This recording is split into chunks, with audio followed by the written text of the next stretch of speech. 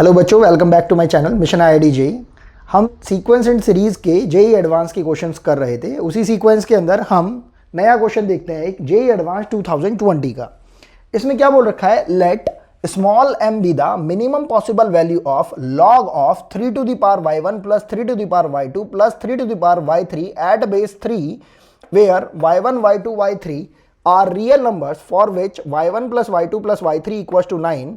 Let capital M be the maximum possible value of log of x1 at base 3 plus log of x2 at base 3 plus log of x3 at base 3 where x1, x2, x3 are positive real numbers for which x1 plus x2 plus x3 equals to 9. Then we have to find the value of the expression log of m cube at base 2 plus log of m square at base 3. जैसे ही हम इस question को देखते हैं तो हमें समझ में आता है कि आईआईटी ने अपनी जो पुरानी आदत है, एक बड़ा सा क्वेश्चन देकर उसमें बहुत सारे वेरिएबल्स को रिप्रेजेंट करने की, वो नहीं छोड़ी है। आईआईटी चाहता है कि हम इतने सारे वेरिएबल्स को देखकर थोड़ा सा कंफ्यूज हो जाएं या फिर थोड़ा सा घबरा जाएं। हमें बिल्कुल ऐसे घबराने की और चिंतित होने की जरा भी जरूरत नहीं है। हम क्वेश्चन को बिल्कुल बेसिक तरीके से स्टार्ट करते हैं और जो जो इन्फॉर्मेशन दे रखी है उनका यूज़ करते हुए इस इजी क्वेश्चन को बहुत ही ईजिली सॉल्व करते हैं। हमने देखा कि हमारे पास सबसे पहले इन्होंने एक एक्सप्रेशन दे रखा है इस टाइप का सा। इसको लेट से अभी के लिए हम कैपिटल ए बोल देते हैं और हमसे क्या बोल रखा है, ये log of 3 to the power y1 plus 3 to the power y2 plus 3 to the power y3 at base 3। और हमसे बोल रखा है इसमें let small m be the minimum possible value of this expression. तो लेट से हम बोल देते हैं m equals to a minimum. यहां तक ये बात अगर हमें क्लियर हो जाती है तो हम इसे आगे प्रोसीड करते हैं। इन्होंने हमें एक इंफॉर्मेशन और दे रखी है इस एक्सप्रेशन से रिलेटेड, और वो क्या है, y1 plus y2 plus y3 equals to 9। हम ये बात जानते हैं कि जब भी कभी किसी एक्सप्रेशन के अंदर हमसे मिनिमम या मैक्सिमम की बात करी जाती है और उस एक्सप्रेशन के अंदर हमें एडिटिव टर्म्स मतलब एडिशन में टर्म्स दे रखी होती हैं और एक उसमें एक्सप्रेशन मल्टीप्लिकेशन से रिलेटेड होता है, तो सबसे पहले हमारा दिमाग जाता है AMGM पर। और क्योंकि एक्सप्रेशन के अंदर मल्टीप्लिकेटिव टर्म्स भी हमें दिखाई दे पा रही हैं और एडिटिव टर्म्स भी मतलब एडिशन में भी टर्म्स हमें दिखाई दे पा रही हैं, तो हम सबसे पहले इसके अंदर AMGM के बारे में सोचेंगे। और जैसे ही हम सोचेंगे हमारे क्वेश्चन का हाफ पार्ट खत्म हो जाएगा। तो हम इसके अंदर देखते हैं, जब ये मिनिमम पॉसिबल वैल्यू के लिए बात कर रहा है तो हम सबसे पहले इस एक्सप्रेशन में जाते हैं। हम एक्सप्रेशन की मिनिमम पॉसिबल वैल्यू तब निकाल पाएंगे जब एक्सप्रेशन के अंदर ये पर्टिकुलर जो वेरिएबल पार्ट हमें दिखाई दे रहा है उसकी हमारे पास मिनिमम पॉसिबल वैल्यू आ पाएगी। तो हम देखते हैं, अगर हम एक्सप्रेशन को कुछ इस टाइप से लिखें और देखें 3 to the power y1 plus 3 to the power y2 plus 3 to the power y3 whole upon 3, it should be greater than equals to, according to AMGM, 3 to the power y1 into 3 to the power y2 into 3 to the power y3 to the whole power 1/3। तो यहां से कुछ useful result हमें मिल सकता है।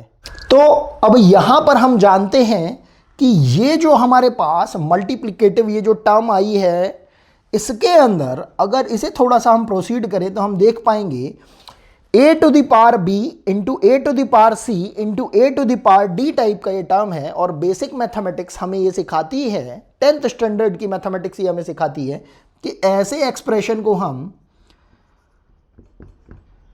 इस तरीके से लिख सकते हैं। मतलब मल्टीप्लिकेशन में जो पार्ट्स होती हैं सेम बेस पर वो ऐड हो जाती हैं, उसी का हमने यूज़ किया है। और ये होल पावर हमारे पास 1/3 होती चली जा रही है। और क्योंकि y1 plus y2 plus y3 की वैल्यू तो आपको गिवन कर रखी है, वो वैल्यू कितनी हो जाएगी आपके पास, 9। तो यहाँ पर यह आपके पास आ रहा है 3 to the power 9 to the whole power 1/3। अब क्योंकि अगेन यहाँ पर बेसिक मैथमेटिक्स 10th का फॉर्मूला इसमें यूज किया गया है, किसी क्वांटिटी की होल पार की भी होल पार अगर लगी हो तो होल पार की होल पार आपस में मल्टीप्लाई करके हम लिख सकते हैं। तो ये क्वांटिटी हमारे पास कुछ ऐसे से कन्वर्ट हो जाएगी 9/3 और इसको आप बोल सकते हैं 3⁻3। अब हम अपने ओरिजिनल एक्सप्रेशन पर आते हैं। ओरिजिनल एक्सप्रेशन को देखते हैं तो यहां से हमें मिल रहा है 3⁻y1 plus 3⁻y2 plus 3⁻y3 और क्योंकि 3 एक हमारे पास कांस्टेंट टर्म है, इस कांस्टेंट टर्म को हम अपनी इनइक्वालिटी के अंदर क्रॉस मल्टीप्लाई कर सकते हैं। तो बनने वाला एक्सप्रेशन हमारे पास हो जाएगा ग्रेटर देन इक्वल्स टू 3⁴। क्यों? क्योंकि 3⁻3 तो पहले से ही अवेलेबल था, हमारे पास ये एक 3 आ गया है, टोटल हो गया हमारे पास 3⁴। अब जरा हम थोड़ा सा क्वेश्चन पर जाएंगे, थोड़ा सा ध्यान देंगे। इसमें बोल रखा है let m be the minimum possible value of this expression. हमारे पास इस एक्सप्रेशन में एक्चुअल में लॉग तो कांस्टेंट क्वांटिटी को रिप्रेजेंट कर रहा है, 3 भी कांस्टेंट क्वांटिटी को रिप्रेजेंट कर रहा है। जो वेरिएबल टर्म है वो केवल और केवल यही वाला पोर्शन है जिसको कि हमने ले रखा है। सोचने वाली बात है कि जब हमें इसकी मिनिमम पॉसिबल वैल्यू निकालनी होगी और हम देख रहे हैं यहां पर इनइक्वालिटी का साइन लगा हुआ है ग्रेटर देन इक्वल टू का, तो हम थोड़ी सी कॉमन सेंस का यूज अगर करते हैं तो हम पाएंगे कि जो मिनिमम पॉसिबल वैल्यू होगी वो केवल इक्वल टू पे एग्जिस्ट करेगी, अदरवाइज इक्वल टू के अलावा जो भी वैल्यू हम इसमें चूज करेंगे वो सारी ही वैल्यूज हमारी ग्रेटर निकल के आएंगी। क्यों? क्योंकि इस पे इनइक्वालिटी का साइन ग्रेटर का लगा हुआ है। तो हमारे पास जो मिनिमम पॉसिबल वैल्यू इस एक्सप्रेशन की आ रही है वो कौन सी वैल्यू पर आ रही है? इक्वल टू साइन पर आ रही है। तो हम इसमें बोल पाएंगे, इसको हमने क्या एज्यूम करा था? a, और इस a मिनिमम को हमने क्या एज्यूम करा था? m।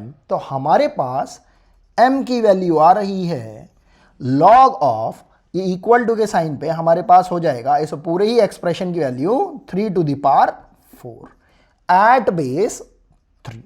तो यहां पर m की वैल्यू आ जाएगी हमारे पास, अगेन log की प्रॉपर्टी लग जाएगी इसके अंदर और 4 आगे आ जाएगा। तो हमारे पास स्मॉल m की वैल्यू आ रही है अभी 4। अब बात करते हैं सेकंड एक्सप्रेशन की। हमने इस सेकंड एक्सप्रेशन को लेट से अभी के लिए b मान लिया है, कैपिटल B। तो ये हो गया हमारे पास b equals to log of x1 plus log of x2 plus log of x3, और तीनों के ही बेस इन्होंने 3 दे रखे हैं यहां पर। अब क्योंकि लॉग की प्रॉपर्टी तो भाई हम जानते हैं, लॉग की प्रॉपर्टी अगर हम लगा देते हैं तो हम इसमें देख पाएंगे कि log a plus log b plus log c at same base it will become log a into b into c। तो ये आपके पास एक्सप्रेशन बन के आ जाएगा x1 into x2 into x3। लेकिन इंपॉर्टेंट बात ये है कि बेस इसमें क्या है? सेम है। अगर बेस सेम नहीं होगा तो ये हम प्रॉपर्टी अप्लाई नहीं कर सकते हैं, और क्योंकि बेस सेम है इसी वजह से हम इसमें ये प्रॉपर्टी अप्लाई कर पा रहे हैं। तो हमारे पास ये एक्सप्रेशन बन गया है। अब इस एक्सप्रेशन में भी एक छोटी सी बात ये बोल रखी है कि capital M be the maximum possible value of this expression. अब ये एक्सप्रेशन को तो भाई हमने क्या माना है? B। तो ये हमसे कह रहा है कि जो कैपिटल M है वो इस एक्सप्रेशन की मैक्सिमम वैल्यू को रिप्रेजेंट कर रहा है। तो हम क्या ऐसा बोल सकते हैं? हाँ, हम इसे को ऐसा बोल सकते हैं कि capital M equals to B maximum, जिस तरीके से हमने यहां पर स्मॉल m को a मिनिमम के लिए रिप्रेजेंट किया था। थोड़ा सा आगे प्रोसीड करते हैं। अब हम देख पा रहे हैं कि हमारे पास x1 into x2 into x3 की हमें मैक्सिमम वैल्यू निकालनी है। इस मैक्सिमम वैल्यू को निकालने से पहले हमें क्लिक करना चाहिए कि ये मल्टीप्लिकेशन के अंदर टर्म दे रखी है, अगर इसके साथ इसका एडिटिव फॉर्म भी अगर दे रखा हो तो हम इसमें डायरेक्टली AMGM को अप्लाई कर सकते हैं। जब भी कभी मिनिमम या मैक्सिमम की बात होगी और मिनिमम मैक्सिमम के साथ आपको मल्टीप्लिकेशन में टर्म्स दे रखी हो और एडिशन में टर्म्स दे रखी हो, जिन टर्म्स का मैक्सिमम या मिनिमम ये चाहते हो क्वेश्चन वाले, तो ऐसे कंडीशन में आप सबसे पहले किसके लिए सोचेंगे, एम एंड जीएम। ये बहुत इंपॉर्टेंट चीज़ है जो कि आपको याद रखनी है, खासकर आईआईटी, जेई एडवांस और ओलंपियाड के क्वेश्चंस के लिए। तो हम आगे बढ़ते हैं। हमने क्या करा, हम देख पा रहे हैं कि हमारे पास एडिशन में भी टर्म है और मल्टीप्लिकेटिव टर्म तो हमारे पास अपने आप ही बन के आ गई है मल्टीप्लिकेशन के अंदर। तो हम यहाँ पर directly M G M apply करके देखते हैं। एम जी एम हमने अप्लाई करा, x1 plus x2 plus x3 divided by 3 greater than equal to x1 into x2 into x3 to the whole power 1/3। तो हम देख पा रहे हैं यहां पर value x1 into x2 into x3 की हमें कैलकुलेट करनी है और गिवन वैल्यू किसकी है, x1 plus x2 plus x3 की। वो वैल्यू हम पुट कर देते हैं। तो हमारे पास एक्सप्रेशन कुछ बनता हुआ आ रहा है 9/3 greater than equal to x1 into x2 into x3 to the whole power 1/3। अब यहां पर इस एक्सप्रेशन को थोड़ा सा हम सही से लिख लेते हैं। तो यहां 3 से तो 9 को कैंसिल आउट कर दिया 3 टाइम्स, और ये जो पावर 1/3 थी इसको न्यूट्रलाइज करने के लिए इसको हम क्या करते हैं, दोनों साइड क्यूबिंग कर देते हैं। तो हम एक्सप्रेशन को लिख सकते हैं कुछ ऐसा सा, x1 into x2 into x3। ये यहां पर अगर हम ध्यान से देखें ग्रेटर देन तो 3 था, अगर हम इसके लिए लिखेंगे तो कितना हो जाएगा, less than equal to 3 to the power 3, जब हमने क्यूबिंग कर दी बोथ साइड। अब हमसे बोला गया है maximum value of this expression we have to calculate, which is to be calculated as capital M। थोड़ा सा ध्यान देंगे, यहां पर इनइक्वालिटी का साइन लगा हुआ है लेस देन इक्वल टू का।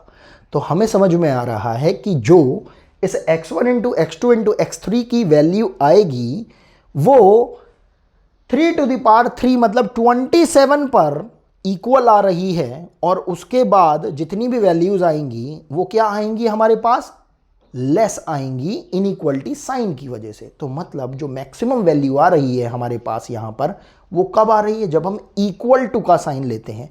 ये बेसिक कॉमन सेंस है जो कि हम जब क्वेश्चंस करते रहेंगे तो हमें बिल्कुल अच्छे से समझ में आ जाएगी। तो हम यहां से देख पा रहे हैं कि हमारे पास m की वैल्यू आ जाएगी कब, जब हम x1 into x2 into x3 की वैल्यू कितनी ले लेंगे, 27, मतलब इक्वल टू साइन पर। अदरवाइज हमें कैसी वैल्यू मिलती रहेगी, लेस वैल्यू, और हमें वैल्यू कैसी चूज करनी है, मैक्सिमम वैल्यू। तो ये हमारे पास आ जाएगा 3 टू द पावर 3 मतलब 27, और बेस कितना गिवन कर रखा है हमारे पास 3। तो ये हमारे पास हो जाएगा 3 टू द पावर 3, और लॉग की प्रॉपर्टी लग के हमारे पास वैल्यू कितनी आ जाएगी, 3। तो हमारे पास कैपिटल M की वैल्यू आ गई 3 एंड स्मॉल m की वैल्यू आ गई है 4। क्वेश्चन अभी खत्म नहीं हुआ है, इन्होंने इन दोनों ही वैल्यूज का यूज करके लॉग के एक एक्सप्रेशन को कैलकुलेट करने के लिए बोल रखा है। हम इसको कैलकुलेट कर सकते हैं, हमने इसको यहीं पर कैलकुलेट करने की कोशिश करी। हम देखते हैं यहां पर लॉग ऑफ, हम देख रहे हैं m की वैल्यू कितनी गिवन कर रखी है हमें यहां पर, स्मॉल m की वैल्यू 4।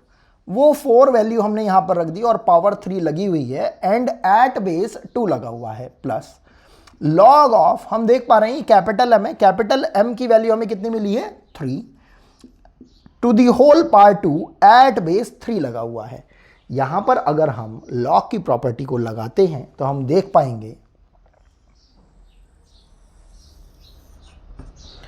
देखते हैं हम इस एक्सप्रेशन को, ये कितना हो जाएगा, ये जो पावर 3 है ये तो लॉग के आगे आ जाएगी, और हमारे पास आ जाएगा ये expression 3 times of log of 4 at base 2 plus, यहां पे भी देखते हैं ये 2 आगे आ जाएगा, तो हमारे पास आ जाएगा 2 into log of 3 at base 3, और इस पूरे की वैल्यू तो 1 हो जाएगी। और यहां से भी देख रहे हैं ये 4 को आप क्या बोल सकते हो, 2 का स्क्वायर।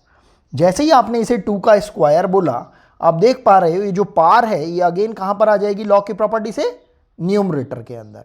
तो हमारे पास ये कितना आ रहा है, 3 इंटू 2 6, और ये जो log 2 एट बेस 2 है इसकी भी वैल्यू कितनी हो जाएगी नेक्स्ट स्टेप में, 1, और कितना बच रहा है हमारे पास, 2। तो फाइनल आंसर हमारे पास कितना आ रहा है, 8। एडवांस लेवल पर क्वेश्चंस कभी कभी लैंग्वेज वाइज बहुत ज़्यादा भारी भरकम पूछे जाते हैं, लेकिन जब आप उनको सॉल्व करने बैठेंगे तो आप पाएंगे ये क्वेश्चन में कोई दम था ही नहीं। बस आपको अपने बेसिक कॉन्सेप्ट जो हैं क्लियर रखने हैं और आपको बिल्कुल भी क्वेश्चन की लेंथ को देखकर डरना नहीं है। तो नेक्स्ट क्वेश्चन की बात करते हैं। अब ये क्वेश्चन भी जेईई एडवांस 2020 में पूछा गया है। क्वेश्चन क्या है? Let a1 a2 a3 up to an be a sequence of positive integers in arithmetic progression with common difference 2. Also let b1 b2 b3 up to bn be a sequence of positive integers in geometric progression with common ratio 2 if a1 equals to b1 equals to some constant c, then we have to find the number of all possible values of c for which the equality twice time of a1 plus a2 plus a3 up to an equals to b1 plus b2 plus b3 up to bn holds good for some positive integer n. अब देखा जाए तो ये question JEE advance level का नहीं है बिल्कुल भी। क्यों?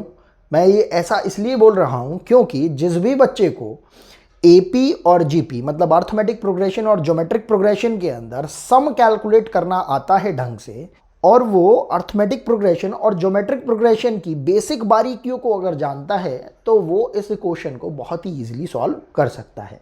हम इस क्वेश्चन को स्टार्ट करते हैं और पाएंगे फाइनली कि एनसीईआरटी का जो मिसलेनियस लेवल होता है ये क्वेश्चन उससे बस थोड़ा सा ऊपर का है। तो हम देखते हैं। हमने स्टार्ट किया। यहाँ पर सबसे पहले हमें जो गिवन जो इन्फॉर्मेशन दे रखी है वो हमने लिख ली, that is a1 equals to b1 equals to c। उसके अलावा जो हमारे पास ये इक्वालिटी है इस इक्वालिटी को हमने लिख लिया। ये इक्वालिटी हो गई हमारे पास twice time of a1 plus a2 plus a3 up to an equals to b1 plus b2 plus b3 up to bn। इन सब का हमने समीशन निकाला है। अब हमें बता रखा है क्वेश्चन में पहले से ही कि a1 a2 a3 up to an किसको रिप्रेजेंट कर रहा है? अर्थमेटिक प्रोग्रेशन को विद कॉमन डिफरेंस 2, और b1 b2 b3 up to bn ये रिप्रेजेंट कर रहा है ज्योमेट्रिक प्रोग्रेशन को विद कॉमन रेशो 2। तो अगर मैं इसका सम निकालना चाहूं तो भाई मुझे पता है कि AP के n टर्म्स का जो सम होता है वो निकाला जाता है n/2 into 2a plus n-1 into d, जहाँ a तो रिप्रेजेंट कर रहा है फर्स्ट टर्म को और d रिप्रेजेंट कर रहा है कॉमन आपके डिफरेंस को, जिसे हम शॉर्ट में CD बुला सकते हैं। उसी तरीके से अगर मैं किसी GP के n टर्म्स का अगर सम निकालता हूँ तो वो आता है मेरे पास a into 1 minus r to the power n upon 1 minus r, जहां पर a अगेन किसको रिप्रेजेंट कर रहा है? फर्स्ट टर्म को, और r रिप्रेजेंट कर रहा है कॉमन रेशियो को। ठीक है, इसका हम यूज करते हैं और अपने इस एक्सप्रेशन को थोड़ा सा सिंप्लीफाई करने की कोशिश करते हैं। तो देखिए क्या बनता है ये हमारे पास ट्वाइस टाइम ऑफ, इसका सम निकल के आएगा हमारे पास क्योंकि कितने टर्म्स है? n। तो ये हो जाएगा हमारे पास n/2 इंटू 2 इंटू a1, क्योंकि इसका फर्स्ट टर्म कितना है? a1 plus n-1 into d कितना है हमारे पास? इन्होंने पहले ही गिवन कर रखा है कॉमन डिफरेंस 2। तो ये तो हो गई हमारी LHS साइड। अगर RHS साइड के बारे में बात करें तो इसका फर्स्ट टर्म कितना है हमारे पास? b1 इंटू 1 माइनस r की वैल्यू इन्होंने बता रखी है, that is again common ratio कितना बता रखा है? 2। तो ये हो जाएगा हमारे पास 2 टू द पावर n, क्योंकि यहां पर जो n लिया जाता है वो कैसे लिया जाता है? टोटल नंबर ऑफ टर्म्स को देखकर, और टोटल नंबर ऑफ टर्म्स इसमें कितनी बता रखी हैं? n तक। तो 1 minus r to the whole power n upon 1 minus r। अब थोड़ा सा बस इसे सिंप्लीफाई करना बाकी रह गया है। सिंप्लीफाई करते हैं। ये हम देख रहे हैं 2 से, तो देखिए ये 2 कैंसिल आउट हो जाएगा और हमें एक इंफॉर्मेशन दे रखी है a1 equals to b1 equals to c, इसको भी हमें अप्लाई कर देते हैं। तो एक्सप्रेशन हमारा कुछ इस टाइप का सा बनेगा, देखते हैं। n times twice time of c plus n-1 times 2 equals to, तो यहां पर देखते हैं हम ये कितना हो जाएगा हमारे पास? b1 की वैल्यू भी कितनी है? c ये हो जाएगा हमारे पास 1 minus 2 to the power n upon 1 minus 2, इसकी वैल्यू कितनी आ जाएगी -1। थोड़ा सिंप्लीफाई करते हैं, ये हो जाएगा हमारे पास 2nc plus 2n square minus 2n, और ये किसके इक्वल आ रहा है, ये आ रहा है c minus c times of 2 to the power n। ध्यान से देखते हैं हम अपने पास, अब हमें बोल क्या रखा है कि हमें find the number of all possible values of c। हमें c की वैल्यू कैलकुलेट करने के लिए इन्होंने बोल रखा है। हम c की वैल्यू इसमें से कैलकुलेट कर डालते हैं। हम देखते हैं इसके अंदर c की वैल्यू कैलकुलेट करने के लिए हमें सारे ही c को एक साथ रखना पड़ेगा। तो हमारे पास आ रहा है, हमने इस टर्म को, इस टर्म को और इस टर्म को LHS में रख लिया और बाकी सारी टर्म्स को RHS में भेज दिया। अच्छा, हमारे पास ये जो -1 था इसको हमने यूटिलाइज नहीं कराया था, तो इसको हमने पहले यूटिलाइज करा दिया और वो -1 यहाँ लग गया। तो ये हमारे पास एक्सप्रेशन फाइनली बन के आ रहा है 2nc प्लस का c and minus minus plus, और ये माइनस हो जाएगा c into 2 to the power n, और ये हमारे पास एक्सप्रेशन हो जाएगा 2n माइनस 2n स्क्वायर। यहाँ से आपने c को कॉमन ले लिया, कितना बच रहा है आपके पास 2n plus 1 minus 2 to the power n equals to, और ये तो आप कॉमन लो ना लो सेम सही है, आपको दिखता रहेगा। यहाँ से c की वैल्यू आ जाएगी आपके पास c equals to 2n 1 minus n upon 2n plus 1 minus 2 to the power n। Let's say this is the equation number 1। अब इसको अब हमें थोड़ा सा सोचना है। हम देखते हैं कि हमें बता रखा है कि दोनों ही जो प्रोग्रेशन है, चाहे अर्थमेटिक प्रोग्रेशन हो चाहे हमारे पास ज्योमेट्रिक प्रोग्रेशन हो, वो सारे के सारे पॉजिटिव इंटीजर्स को रिप्रेजेंट कर रहे हैं। जब जितने भी टर्म्स एपी और जीपी में जो भी लिए गए हैं वो सारे के सारे पॉजिटिव इंटीजर्स को रिप्रेजेंट कर रहे हैं, तो सोचने वाली बात ये है कि जो ये a1 और b1 जो हमारी अर्थमेटिक प्रोग्रेशन और ज्योमेट्रिक प्रोग्रेशन के फर्स्ट टर्म को रिप्रेजेंट कर रहे हैं, ये भी पॉजिटिव इंटीजर को रिप्रेजेंट करेंगे। जब ये भी पॉजिटिव इंटीजर को रिप्रेजेंट करेंगे तो इनकी इक्वालिटी की वजह से जो c आ रहा है ये भी एक पॉजिटिव इंटीजर को रिप्रेजेंट करेगा। अब हम जानते हैं पॉजिटिव इंटीजर जो सबसे छोटा होता है वो कौन सा होता है 1। अब अगर हम यहाँ पर कॉमन सेंस लगाकर अगर ये कंडीशन बोल देते हैं कि जो c है जो एक रेशो की फॉर्म में आ रहा है, इसकी मिनिमम वैल्यू तो 1 होगी ही होगी और इससे बड़ी कोई भी हो सकती है, तो यहाँ पर ये हमारा सोचना गलत नहीं होगा।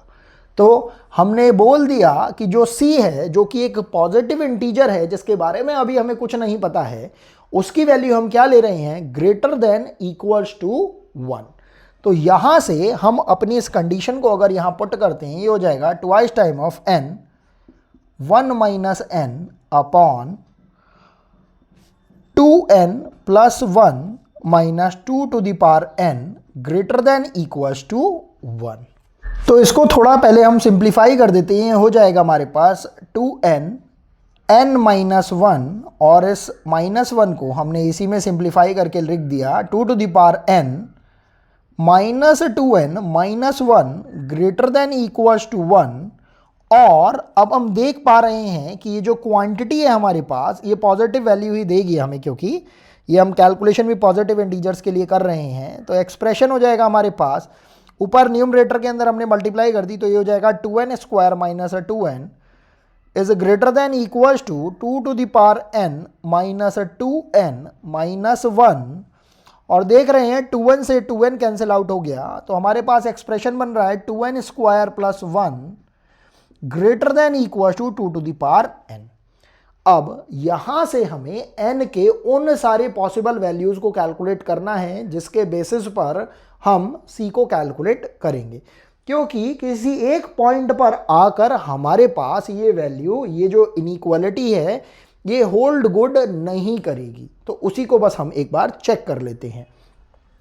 यहां पर हमने स्टार्ट किया हिट एंड ट्रायल मेथड से, n की वैल्यू हम लेना स्टार्ट करते हैं 1 से, और हम देखते जाएंगे कि किस किस वैल्यू के अंदर हम इसका फेवरेबल रिजल्ट पा रहे हैं। तो हमने n इक्वल्स टू जब 1 रखा तो हम देख रहे हैं 1 का square 1, 2 + 1 3 and 2 to the power 1, तो हमारे पास n इक्वल्स टू 1 के लिए वैलिड इनइक्वालिटी आ रही है।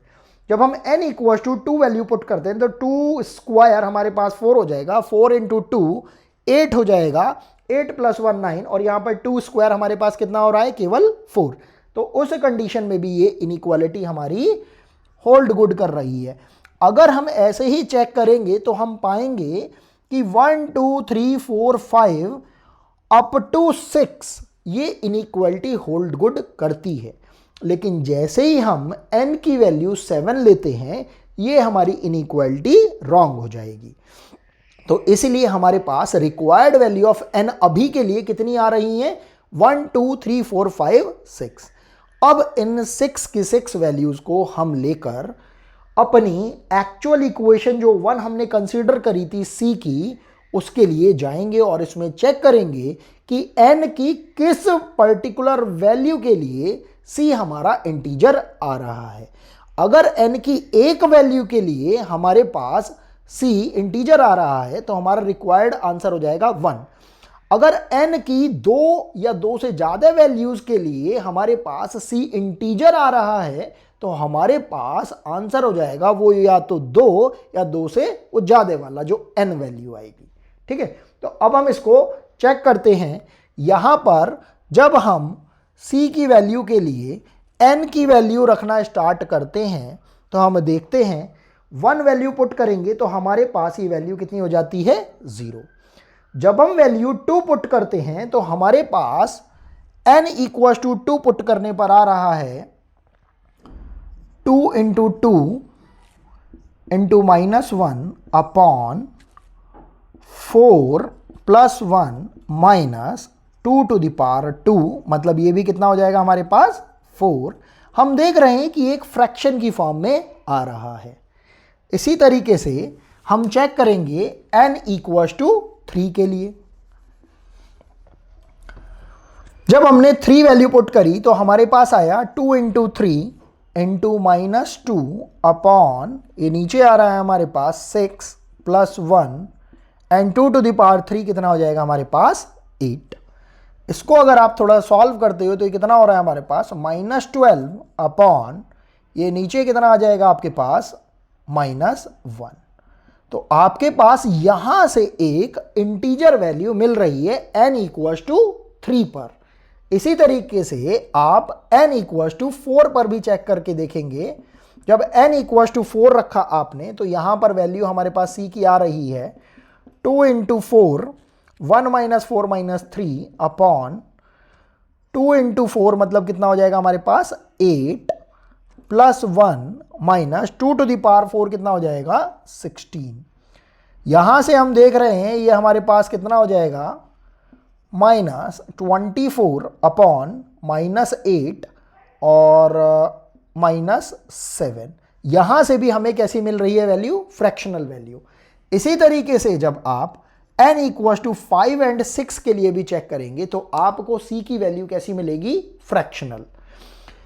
हम यहां से देखकर कॉन्क्लूड कर सकते हैं कि जो हमारे पास n की वैल्यू आ रही है, परफेक्ट वैल्यू जिसके लिए c इंटीजर आ रहा है, that is only n equals to 3। और उस n इक्वल्स टू 3 के लिए हमारे पास c की वैल्यू कितनी आ रही है, 12, जो कि क्या है, एक इंटीजर को रिप्रेजेंट कर रही है। और क्वेश्चन भी यही आपसे पूछ रहा है कि c इंटीजर किस n की वैल्यू के लिए आ रहा है, उसका हमें नंबर बताना है, ना कि n की वैल्यू। तो n इक्वल्स टू 3 पर जब c इक्वल्स टू 12 आया, हमें बताना है find the number of all possible values of c। तो यहां पर बच्चा इस चीज की भी गलती कर सकता है कि वो n इक्वल्स टू 3 ही आंसर लिख के आ जाए। इन्होंने number of all possible values of c लिखा है, तो सी की कितनी पॉसिबल वैल्यू आ पा रही है यहां से? केवल एक वैल्यू आई है और उस वैल्यू की वैल्यू है कितनी? 12। तो इस ग्रामेटिकल मिस्टेक पर भी आपको ध्यान देना है। यहां पर हमारा रिक्वायर्ड आंसर कितना है? 1। यही आपका रिक्वायर्ड आंसर रहेगा। आई होप आपको ये क्वेश्चन समझ में आया हो। चलिए ठीक है, नेक्स्ट क्लास में जेईई एडवांस के सीक्वेंस सीरीज से रिलेटेड और नए क्वेश्चंस के साथ हम नेक्स्ट वीडियो में मिलते हैं। Thanks for watching.